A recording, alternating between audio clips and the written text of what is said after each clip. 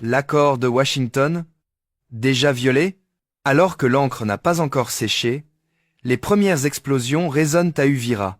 La question est simple mais explosive. Le Rwanda a-t-il trahi Washington? Dans cette vidéo, je te donne les faits, les preuves, les enjeux et ce que personne n'ose dire publiquement. Reste jusqu'à la fin, tu vas comprendre pourquoi cet accord pourrait redessiner toute la carte des Grands Lacs.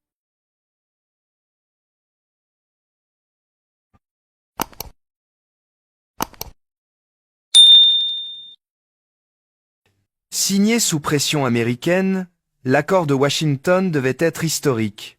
Retrait du M23, fin du soutien régional, ouverture d'un corridor humanitaire, engagement du Rwanda à cesser ses actions en RDC. Sur le papier, un accord solide, mais seulement sur le papier.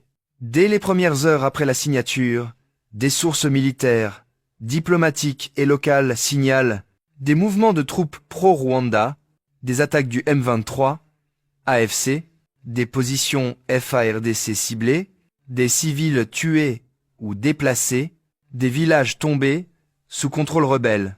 À Uvira, à Sangue, dans la plaine de la Ruzizi, les combats continuent. Les populations fuient. Les bombardements ne cessent pas. Alors, accord respecté? Clairement, non. Et c'est là que Washington entre en jeu. Les États-Unis sont désormais face à un choix. Protéger l'accord ou protéger leur allié historique, le Rwanda. Plusieurs experts américains et africains affirment ouvertement que Kigali n'a pas respecté ses engagements, Washington ferme les yeux et que la RDC, elle, paye le prix fort. Les appels se multiplient. Sanctions, suspension d'aide et repositionnement stratégique.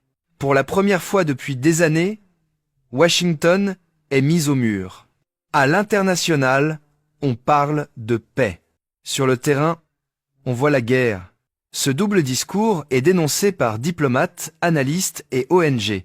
Réunion de paix d'un côté, renfort militaire de l'autre, déclaration apaisée, mais offensive, du M23, toujours active. Les populations vivent un mensonge diplomatique. Et ce mensonge pourrait faire imploser la région. Pourquoi un tel acharnement? Parce que la région d'Uvira-Ruzizi est stratégique. Corridor commercial majeur, accès au lac Tanganyika, route d'exportation minière, présence d'or, coltan, terres rares. Celui qui contrôle cette zone contrôle une partie de l'économie régionale. L'accord de Washington n'est donc pas seulement diplomatique. C'est un accord économique, stratégique, minier. Et les acteurs sur le terrain le savent très bien. Aujourd'hui, la vraie question n'est pas qui a signé l'accord, mais plutôt qui le respecte réellement et qui tente de le saboter. L'accord de Washington est un test. Test de crédibilité, test de souveraineté, test de vérité. Si tu veux que ce décryptage touche plus de monde, like, commente et partage cette vidéo. Abonne-toi maintenant.